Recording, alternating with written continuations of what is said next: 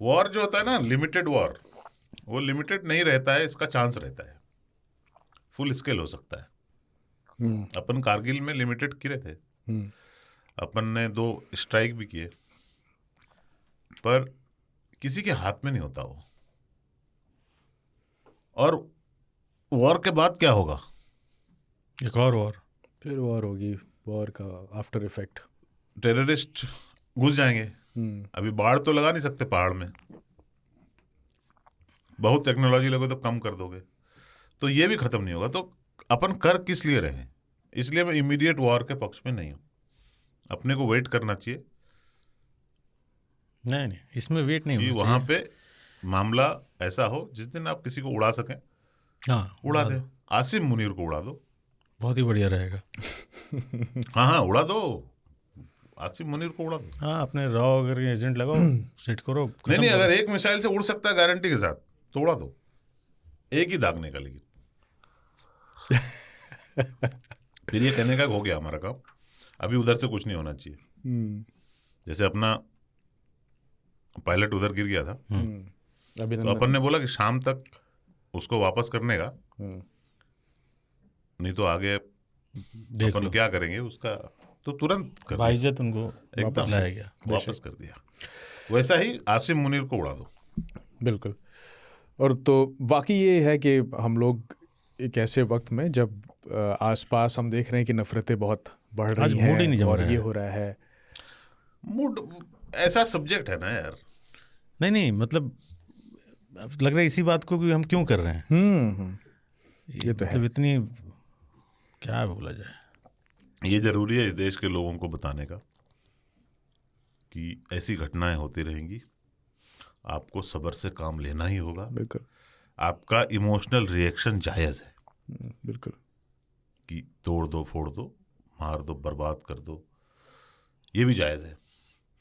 सरकार का immediately act नहीं करना भी जायज़ है, क्योंकि उनके ऊपर जिम्मेदारी है। है। हाँ, वो आपका ये कहना कि ये इंटेलिजेंस फेलियर है सही है, सरकार का इस पर कुछ नहीं कहना भी सही है।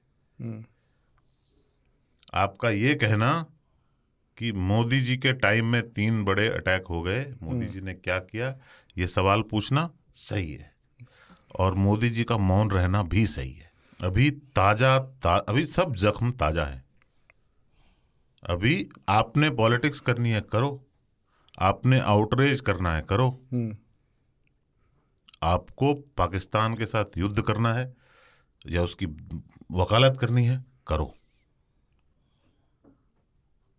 पर इतना याद रखो, पाकिस्तान का एक मकसद है, वो सिर्फ हिंदुओं को आइडेंटिफाई करके क्यों मारा? ताकि यहाँ पे नफरत वो और बंदों फैले। को तो जन्नत जाने का एक्सप्रेस टिकट, उसके आकाओं का क्या मकसद है? उसका मकसद है कि आप ताबड़तोड़ रिवेंज में कश्मीरियों को ही मारने लगो, है ना? क्योंकि जो मारने वाले हैं वो उसमें कश्मीरी भी हैं पाकिस्तानियों के अलावा। या आपको 4 मुसलमान मिल जाएंगे शुक्रिया कहते हुए, या फेसबुक जिन्होंने पे बचाया भी। स्माइली डालने वाले नहीं, फेसबुक पे इधर से अच्छा।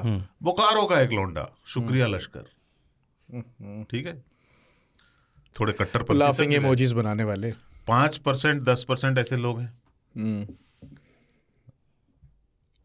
मुसलमानों को जिनका कोई लेना देना, मतलब तमिलनाडु के मुसलमानों को भी दोष देने वाले, बिहार के मुसलमानों को दोष देने वाले, क्योंकि ये कश्मीर में हुआ है, प्रायोजित ढंग से हुआ है, पूरे सोच समझ के किया गया अटैक है। बिल्कुल। लेकिन सबको दोष देने वाले भी हैं। तो यही तो चाहता है तो आप ये भी याद रख सकते पाकिस्तान हैं। का मतलब क्या? 2, एक कि मैं बोल रहा हूं तुम लोग साथ नहीं रह सकते, इसलिए तो अपन अलग हुए, तुम लोग गलत किए उधर रह के, तो एक और बनाओ। दूसरा मकसद है कि इंडिया एक बार सर्जिकल कर दो, एक रॉकेट दाग दो, ताकि हम बोल सकें कि कौवा भी नहीं मरा, पेड़ को नुकसान हुआ है। आप वहां पे जाके 1000 लोगों को मार दोगे, तब भी वो कहेगा कि कुछ नहीं हुआ है, कुछ नहीं हुआ है। बेशर्म है। तो आप यहाँ पूछने लगोगे कि सबूत लाइए, फिर यहाँ इंटरनल शुरू हो आपका जाएगी इंटरनल पॉलिटिक्स। शुरू हो जाएगा गेम। पाकिस्तान की आर्मी का क्या है, उनके बंदों को बलोचों ने मार दिया, उन्होंने कहा कुछ नहीं हुआ, कुछ नहीं हुआ, हमने जो मारे वो बताता हूं मैं। आप एक ऐसे देश से, एक ऐसे फौज से लड़ रहे हो जिसका वजूद ही इस बात पे डिपेंड करता है कि वो हिंदुओं से अलग है, बिल्कुल। और कोई उसका आइडेंटिटी नहीं है उसकी। नहीं तो फिर अगर जिस दिन वो मान लें कि हम अलग नहीं तो है, उनका वजूद क्या है फिर? तो फिर तो एक ही हो जाओ ना। फिर वहां की जनता पूछेगी ना, अगर हम दोनों भाई भाई हैं तो बॉर्डर क्यों? तो बॉर्डर क्यों है? तो उनको ये बताते रहना पड़ता है कि हम भाई नहीं है, हमारा कोई रिश्ता नहीं है। हम देखो अरबी दिखते भी हैं, वो तो धूप से थोड़े काले हो गए। ठीक है, हमारा कद काठी देख लो, हम तो यूरोपियन दिखते हैं, वो तो बहुत सारे बनियों के साथ रहे, इसलिए ऐसे हो गए। तो वो एक झूठ पे बना हुआ मुल्क है। उनकी पीछे लगी तस्वीरें तक झूठी हैं, इतिहास की जो बनाई हुई हैं। हाँ। कि आइडल नहीं है कोई उनके पास, क्योंकि इतिहास तो आप यहाँ छोड़ गए अपना, वो तो सेम ही है। हाँ, तो वो 1947 से शुरू करते हैं, नहीं तो मोहम्मद बिन कासिम से शुरू करते हैं। तो आप ऐसे मुल्क के लिए जिसका वजूद ही इंडिया को हेट करने से, और इंडिया को हेट करने का, जब वो बहुत वहां पे लोग ये बात करने लगे ना कि भाई इंडिया को हेट करते हैं, हम भी तो पहले इंडिया थे, तब उन्होंने शुरू किया कि नहीं, इंडिया का बात नहीं, हिंदुओं से अलग हुए हम, इंडिया से थोड़े अलग हुए, कल्चर के नाम पर या जबान के नाम पर। हमारी कल्चर अलग है, ये नया निकाला है उन्होंने। ये मुनीर साहब भी बोल रहे थे। हाँ, कि हमारा तो तौर तरीका ही अलग है। नहीं भाई, आपका इबादत का तौर तरीका अलग हो सकता है, बाकी कल्चर सेम ही था। वो भारत के मुसलमानों का भी हिंदुओं से अलग है, बिल्कुल। यहाँ के क्रिश्चियंस का अलग है, सिखों का अलग है, जैनों का अलग है, इबादत का तौर तरीका। बाकी तौर तरीके कौन से अलग हैं? आप कौन सा उधर ब्रेड पे बटर लगा के खाते हो? तुम भी तो रोटी खाते हो, यहाँ पे भी लोग रोटी, तुम कल्चर यही है तुम्हारा। लेकिन अगर आप ये कहोगे कि हम एक ही कल्चर के हैं, तो फिर तुम अलग क्यों हो? बेशक, उसकी एक वजह चाहिए उन्हें। हाँ, 2 लेसन थ्योरी है उनका। एक लेसन 1971 में प्याज में चला गया, एक लेसन इधर है। बस आप क्या करोगे, वो जब तक जिंदा है तब तक आपके लिए सिर दर्द है। नासूर है ये, नासूर का भी याद रखना, आपकी अगर आपके, मैंने ये 3 साल में पहले बोला है कि आपका पड़ोसी अगर बेहद ही घटिया और आत्मघाती आदमी है और शरीर में बम लगा के घूमता है, तो आप उसको नहीं मार सकते, क्योंकि फटेगा, आप भी जाएंगे, आप भी चल जाएंगे। सुसाइड बॉम्बर का सपना होता है कि तुम हमको नजदीक से मारो, उसको गले नहीं लगाने का, फट जाएगा। उसको नजदीक से मारने का भी नहीं, फट जाएगा। सेफ डिस्टेंस पे चला जाए या आप चले जाओ, उसके बाद मारो। पड़ोसी अगर आपका ऐसा है तो अपनी दीवार पूरी मोटी कर लो और ऊंची कर लो, और उसकी शादी में न जाओ, उसके मट्टी में न जाओ, रिश्ता ही खत्म कर दो पूरा। कोई रिश्ता नहीं। दुनिया कहेगी कि पड़ोसी नहीं बदल सकते, हमसाए नहीं बदल सकते ना, मत बदलो, नहीं बदल सकते। अपने को रिश्ता नहीं रखना आपसे, आप अलग, हम अलग, हमको अपने में मत गिनिए बस। अब ये नहीं कि उसको, वो जिंदा है जब तक, तब तक आपके लिए मुसीबत है। बीच बीच में उस तरफ से कितनी भी ऊंची दीवार बनाओगे, वो छलांग उधर लगा से के कुछ फेंक देगा, गोबर फेंक देगा, मट्टी फेंक देगा, कचरा फेंक देगा। क्या करोगे? दीवार और ऊंची करो। ध्यान इधर लगाने का है, और अपने घर पे ध्यान दो, अपने घर पे ध्यान दो, आपस की नफरत से बचना है। उसका पर्पस यही है। उनका सिर्फ एक मकसद है, आपकी इकोनॉमी बढ़ रही है, आपका सब कुछ बढ़िया चल रहा है, उससे उनको बहुत कोफ्त होती है, क्योंकि वो कभी एक हो नहीं सकते। खुद उनके साथ प्रॉब्लम ये है ना, उनका मजहब एक है बिल्कुल, लेकिन वो एक नहीं हो सकते। वो एक दूसरे को कूटते रहते हैं। जबकि इख्तलाफात उनके यहाँ खुद भी अपने बहुत हैं, आपस में कितने लड़ाइयाँ हैं उनके अरे यहाँ। गधे हैं सब एक हाँ। नंबर के। अरे आपस में जब आपस मजहब में- के बीच में कितने देवबंदी और ये अहमदिया और इनके बीच में कितने फ़र्क हैं। कितने तो रंग की टोपी वाले लोग अलग अलग हैं वहाँ पे, लाल टोपी नीली टोपी सब लगा के हैं, अरे उनके भैया, बीच में वहाँ- लड़ाइयाँ हैं। वहाँ आपको पासपोर्ट तब मिलता है जब आप एक डॉक्यूमेंट पे साइन करते हो, अच्छा, क्या होता है उसमें? जिसमें हर आदमी को कहना पड़ता है कि अहमदी मुसलमान मुसलमान नहीं है। ये लिख के देना पड़ता है, तब आप नागरिक बनते हो। अहमदी क्या बताऊँ? एक तरह का मुसलमान होता है जिसको वहां के मुसलमान नहीं मानते। बहुत बढ़िया।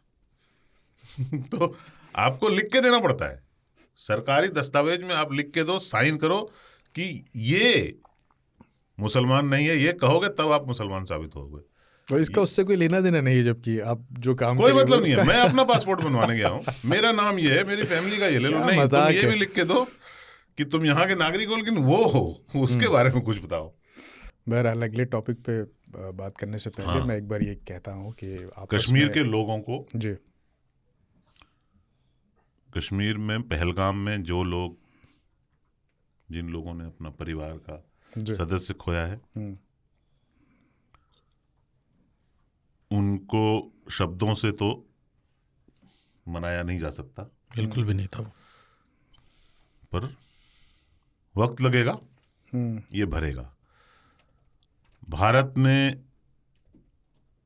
ये वाली सरकार ने अपनी इमेज ये बनाई है हम्म, कि हम चुप नहीं रहेंगे, तो बदला आप एक्सपेक्ट करें और जल्दी करें, ज़्यादा अच्छा रहेगा।